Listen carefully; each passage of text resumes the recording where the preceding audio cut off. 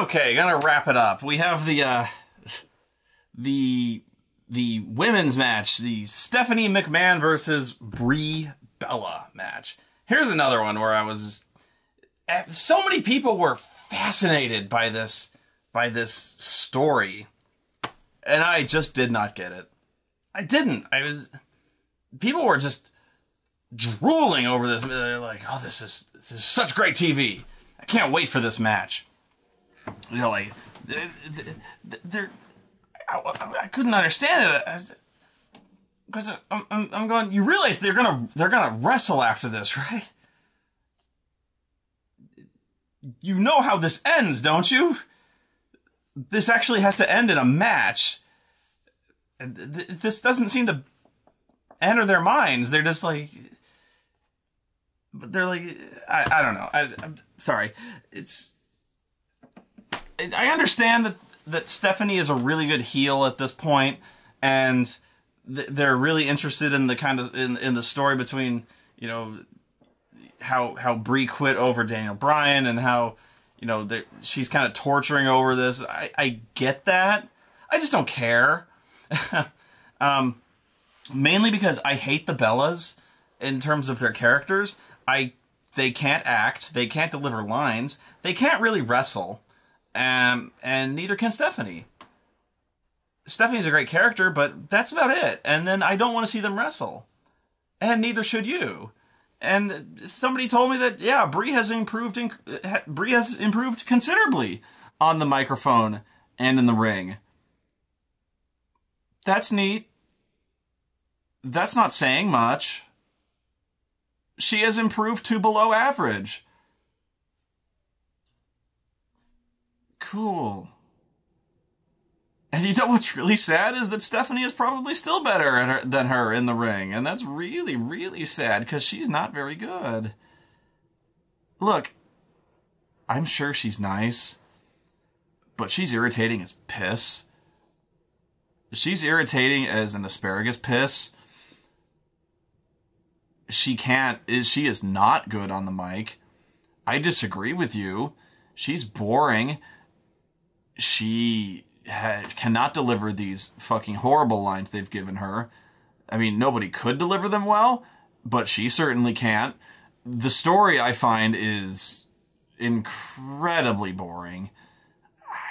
She can't really wrestle. Neither of the Bellas can. To their credit, they rehearsed the hell out of this match, but you can tell. Stephanie, to her credit, obviously worked out quite a bit for this match. She bumped very well for this match, as well as one can, you know, she was impressive during this match. Not a good worker, but still way better than I expected, which, again, wasn't much. But she delivered, she did well. She did well, which was, I was expecting a fucking disaster out of her. But I was pleasantly wrong about that one. This was still not very good. But this was entertaining. If that doesn't compute to you, again, I could say it was not very good, but still entertaining. That's not at odds. You can have a not very good match and still be very entertaining. Trust me, that's easy to do. Honestly, look at the Brock Lesnar thing. You can have a not very good match that's still immensely entertaining. But yeah, again, with the psychology of this, I found it funny that for this blood feud, for the vengeance that... Remember, Brie is fighting... Brie wants to kill this woman. This smug, manipulative bitch. The bitch that she said numerous occasions, this bitch who has paid people off to publicly slander her and her husband by claiming that her husband has had affairs with her and numerous other women in public and on television. So she's so angry about this, she wants to have a match to beat the piss out of her on TV. She's so angry about this, she wants to have a match, and she dresses for this like a stripper. Okay. It's things like that. It's, like, Stephanie, honestly, like, for Stephanie, it's okay. Because Stephanie is the smug, manipulative bitch, and she's trying to show off. She's trying to show up Brie, you know. And she's trying to show off that she's like, look how sexy I am, you know, like, you know, and she's trying to be smug and sarcastic and show her up. You know, it's okay when she does it, but Brie should be in fucking killer mode. She should be dressed with, like, taped fists, you know. But no, she's dressed like a stripper. I don't get it. You know, it's like, you're so mad at Stephanie, you put on your booty shorts. And then you proceeded to, like, do a collar and elbow tie-up. And I'm like, you hate this woman so much, punch her in the face. You should be so mad at her, your first move should be to kick her in the titties. Like, you got all made up? You took the time to get all made up and put on, like, stripper clothes? Don't do that. Like, dress for war, man. Like, fucking tape your fists up because you're going to break your knuckles on her face. I know this seems like nitpicking, but this is why people don't care. This is why people don't... Let me put it this way. Imagine had she come out fucking grim-faced, pissed off, taped fucking fists. Almost like CM Punk. Like her fists are taped up like she's gonna kill somebody. She comes out in, like, blue jeans, torn up t-shirt. She could still look fucking sexy as hell wearing that. But it's like nothing we've seen her wear ever. But she's got her hair cut. Like, she's got her hair, like, tied back tight so you can't use it as, like, a handhold. Like, cut short, tied back. She's ready to go. Maybe, like, gloves instead of taped fists. Maybe gloves or something like that. She doesn't want to break her fucking hands on Stephanie's face. All of a sudden, you're like, you know, Stephanie's dressed like a dominatrix. She's almost, like, clowning around. All of a sudden, Brie comes out like she's like gonna fucking kill her. All of a sudden, you care. You're like, holy shit, she's taking this seriously. First thing that happens, she doesn't even wait for a fucking bell. She just, boom! Takes her down and starts raining. You're like, holy shit, oh my god! It'd be like the kind of Brock Lesnar thing. Is like, this isn't a wrestling match. Brie's out to fucking kill this woman. This is why she wanted the match. This is why she wanted the match, is to get her hands on this bitch. You went through all this trouble to get this match so you could punch this woman in the tits. So do it! Instead, you put your stripper glitter on your face, and you put that bright red lipstick on, and you put the halter top with Brie mode on your boobs. Like, what are you doing? It's the ring psychology. You're not telling a good story here. God damn it. This is a street fight. It's not a wrestling match. Bugs the shit out of me. Bugs me. You hate this woman. Punch her. Punch her a lot. Punch her till she bleeds. By the way, Brie mode? Did you know what Brie mode is? It pains me that I know what Brie mode is. If you watch Total Divas, you don't watch Total Divas. Brie mode. Brie mode is what the other divas refer to what happens when Brie gets gonzo fucking drunk and acts like a sloppy bimbo. She gets embarrassingly sloppy drunk, and that's Brie mode. So obviously, she has t-shirts with Brie mode on it, and her halter top has Brie mode on it, because she's very proud of this. Because who wouldn't be proud of being so embarrassingly, droolingly drunk that they have a code name for it? That they like to make fun of you to your face about how just insipidly, howlingly dumb you get when you're drunk. I know, I'd have it on shirts. Anyway. I can't even... It's okay. This match was okay. Where it gets... Stephanie's pedigree was really... Actually, my initial... What I remember specifically from my initial prediction was that you were going to see the shittiest pedigree on record. Stephanie's pedigree was perfect. So, I apologize, Stephanie. It was a very good pedigree. I remember Triple H took a baseball slide dropkick from Brie and sold it like he got hit by a Titan fucking missile, which I thought was funny, considering Brie probably weighs about all of 75 pounds. The second thing about this match that I thought was really funny was that everyone in the fucking world knew that Nikki Bella was going to turn on Brie. And it was just, we're just sitting there waiting for it, and just, do it, good, fine, we're done, go away. Sometimes it's like when, I don't know, sometimes it's so obvious you almost wish they didn't do it, you know.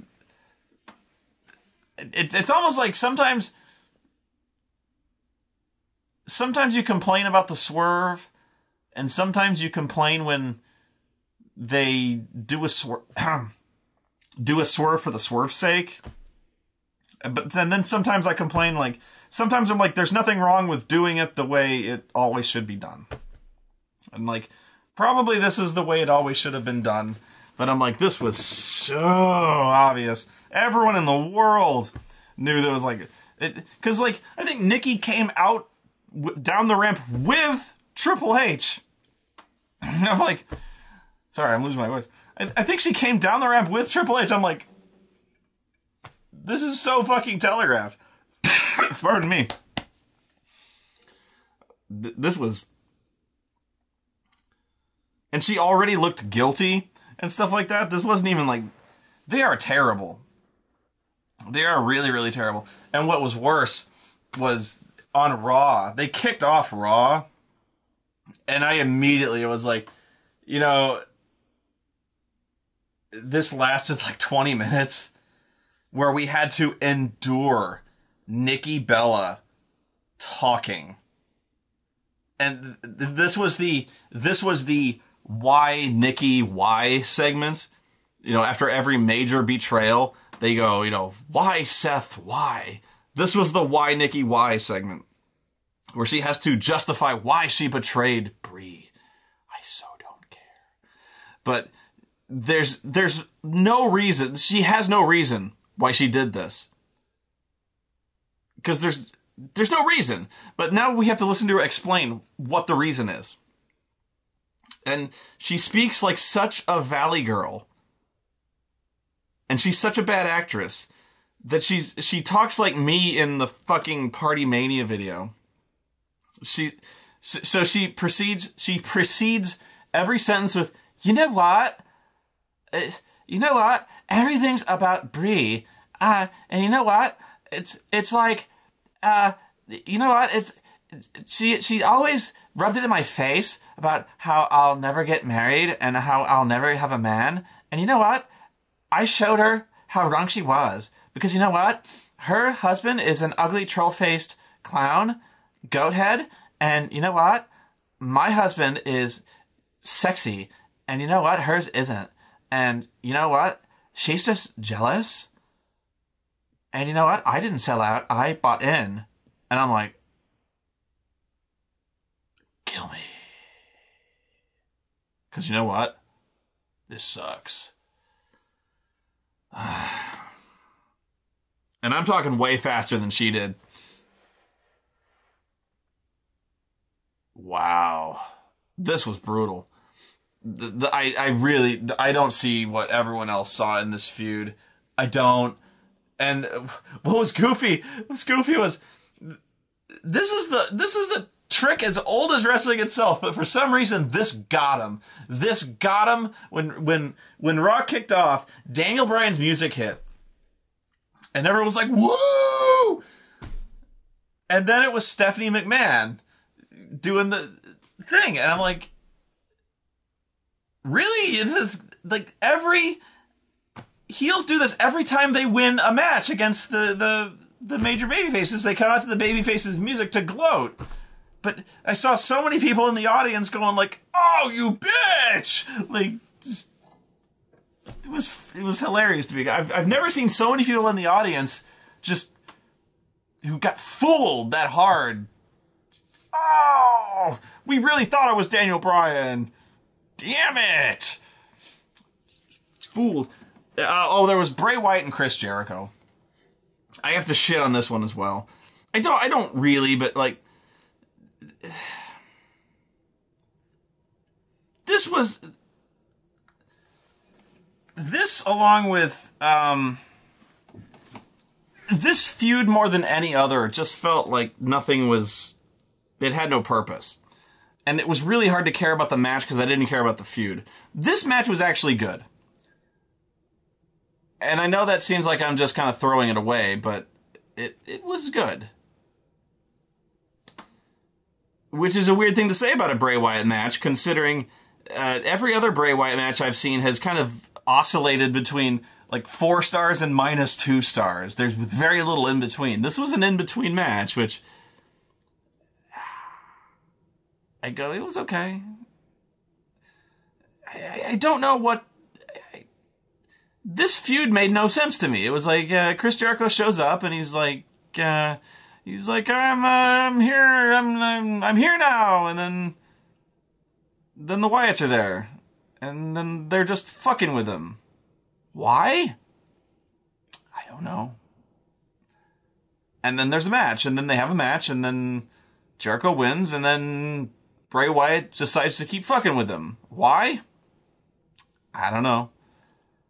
And so now Bray Wyatt has won, and then I guess he's done fucking with him. And so this is, I think, by far the more interesting aspect of Bray Wyatt is like, I don't know what his deal is.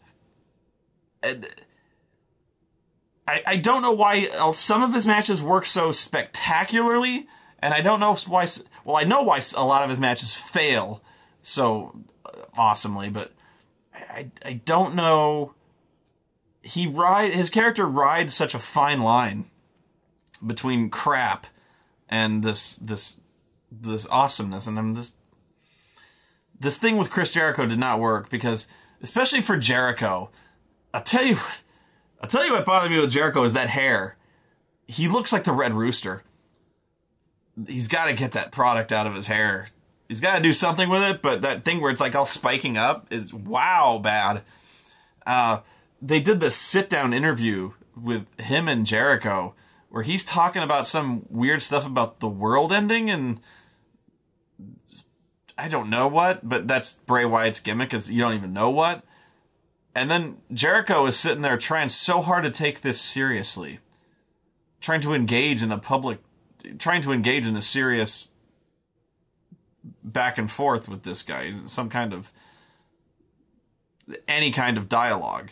And I'm just trying to keep a straight face when talking to a guy with that beard.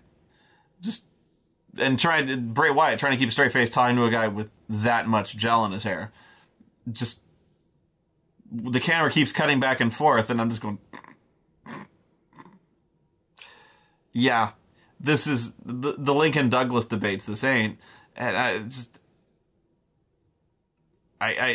they keep cutting back and forth, and I don't care. Who are you people?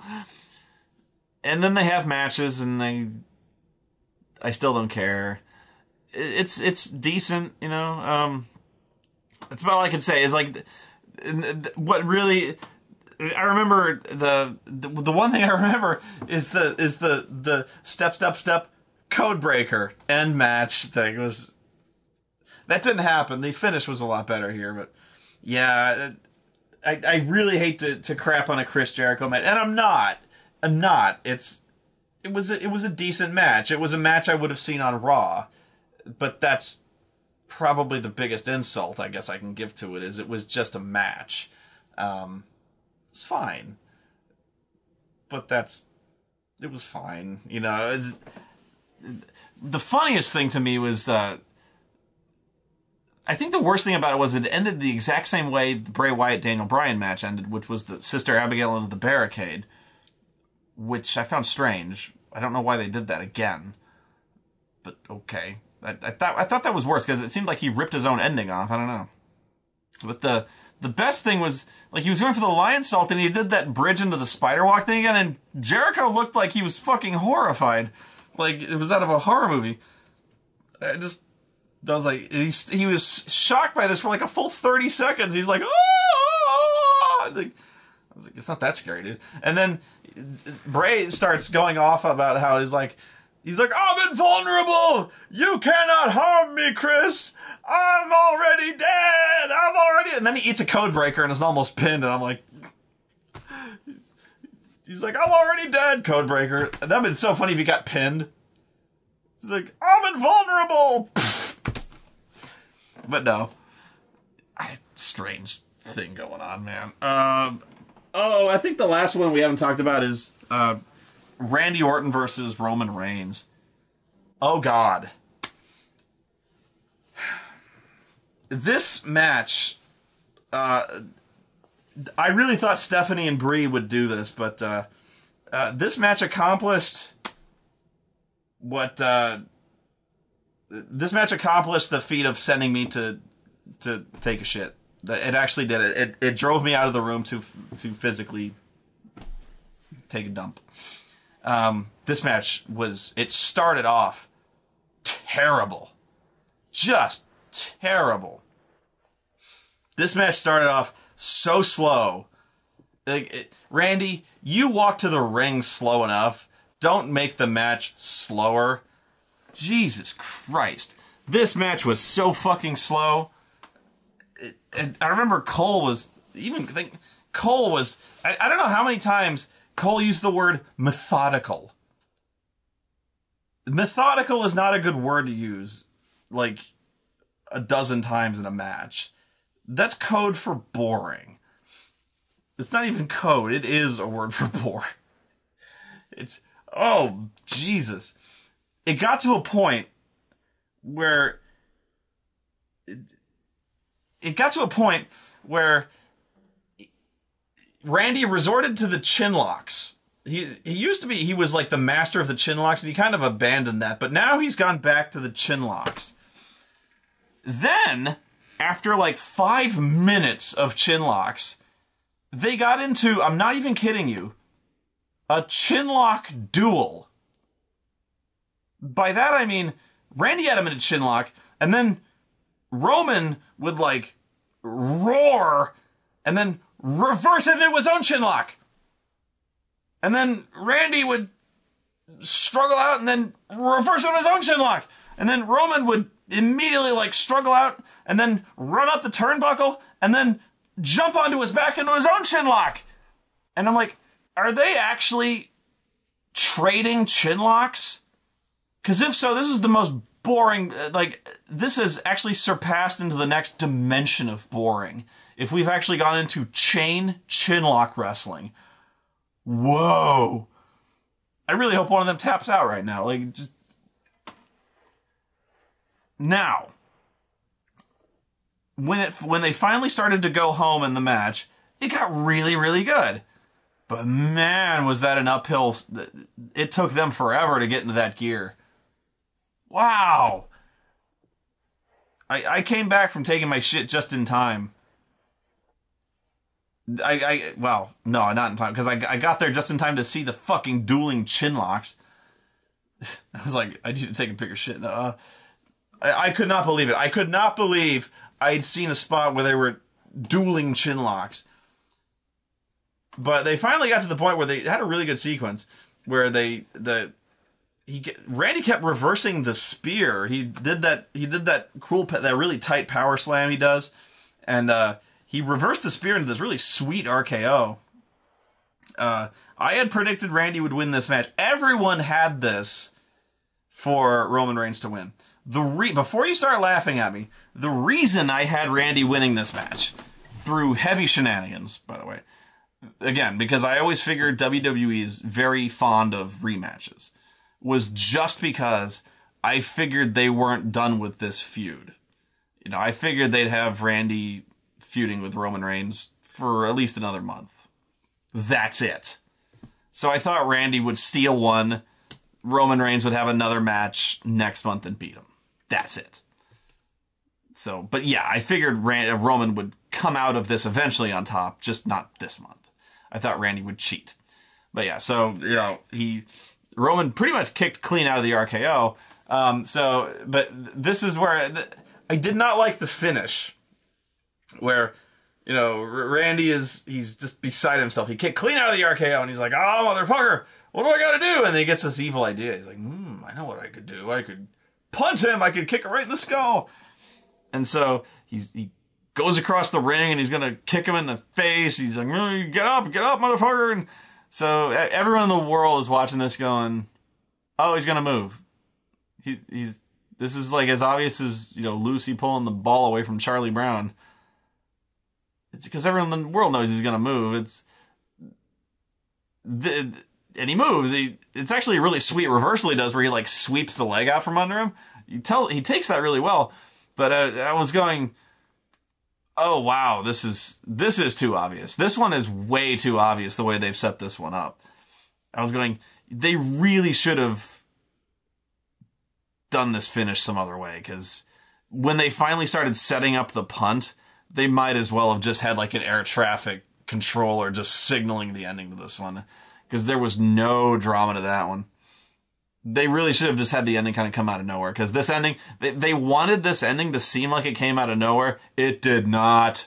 Everyone in the building knew what this ending was going to be. That said, this match started off abominably. Just horribly. And it ended up really good. They put this over big for Roman Reigns. He needed this one. The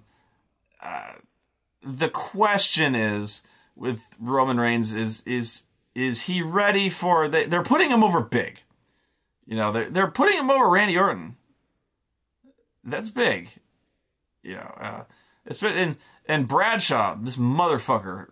I'm going to wrap it up with a talk about Bradshaw, because we need to talk about this guy. Bradshaw's going heavy about how this guy is like the greatest guy they've got.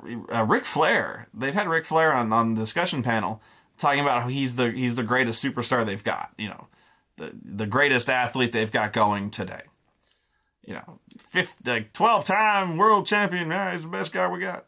You know, and so when Roman Reigns beats him, you know, everyone's talking about what a huge stepping stone this is. It's clear they've got big plans for this guy. Question is it too soon? I say yeah. Thing is, it's.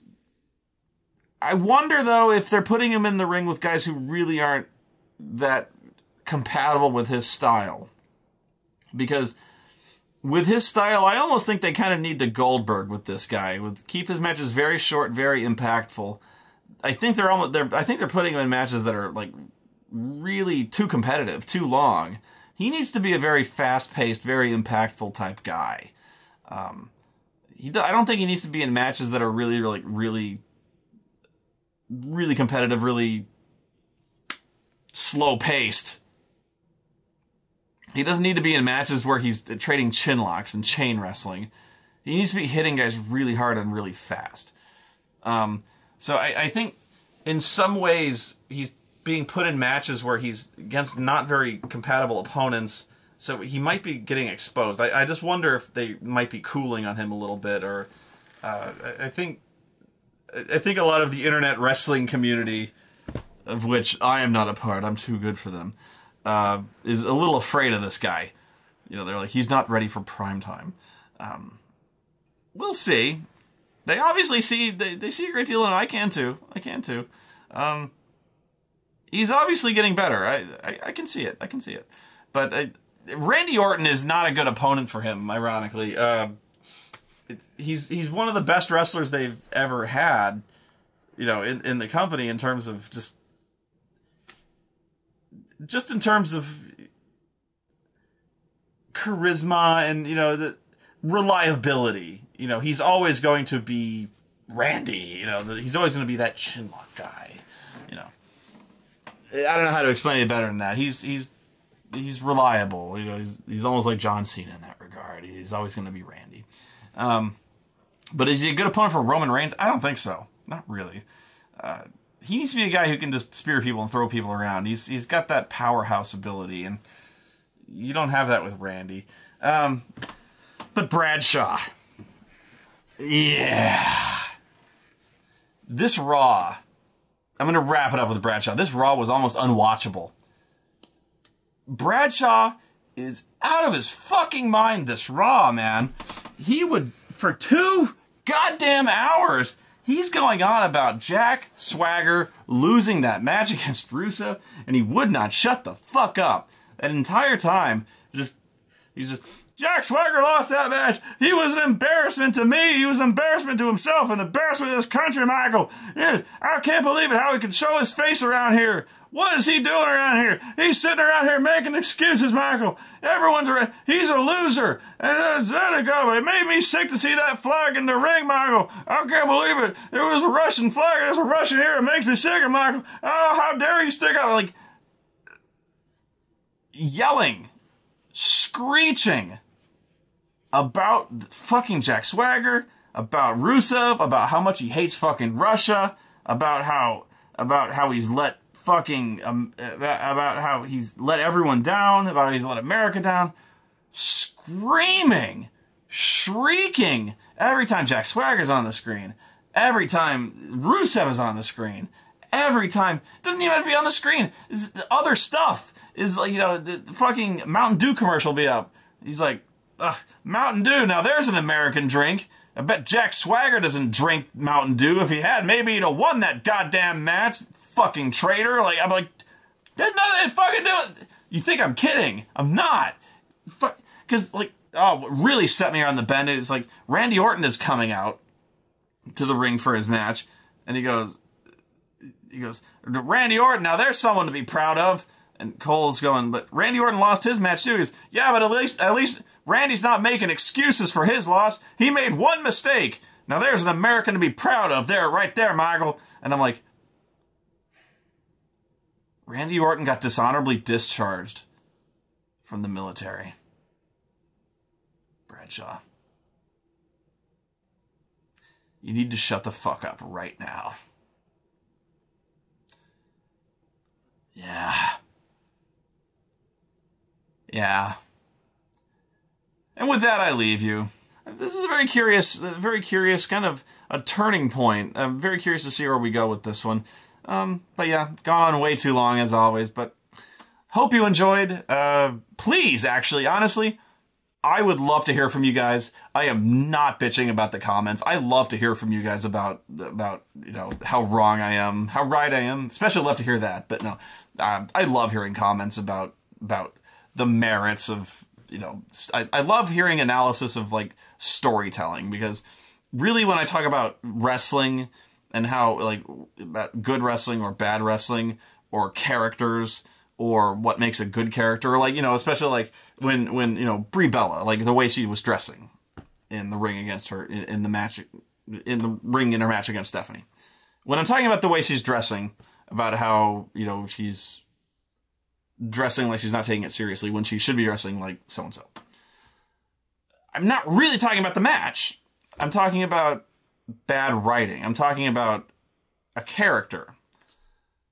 If you're writing a good story, this is what a character should be doing. So, like, in a way, I'm talking about, like, a movie. You know what I mean? So, like, that's what I'm talking about, is more like the structure of a story. So that's more what I'm talking about, is I like debating that kind of thing. That's why I like talking about wrestling a lot. It's less debating a fake sport. It's more debating about what makes the structure of a good story. And wrestling kind of boils that down into a very easily relatable format. So, don't worry, like, if I'm bitching about Dolph Ziggler, I'm not bitching really about Dolph Ziggler. I'm bitching kind of about an actor. You know, I'm bitching about what makes a good guy. You know, what makes a bad guy a good bad guy. You know, is it really a good guy if he rakes a guy's eyes? You know, is there such a thing as a tweener? You know, something like that. Or is there such a thing as a tweener, or just a shitty bad guy? or a shitty good guy, you know, things like that. So I think there's a lot more that I don't think there's so much as talking about, you know, wrestling or whether somebody's, you know, stuff like that. I think it's more an analysis of storytelling to me than it is just about a silly sport. So that's why it fascinates me so much. But anyway, yeah. So let me know in the comments. I like hearing about it, just even if it's about how wrong I am, especially because I like to argue with you guys. So let me know. Have fun. We'll see you next time.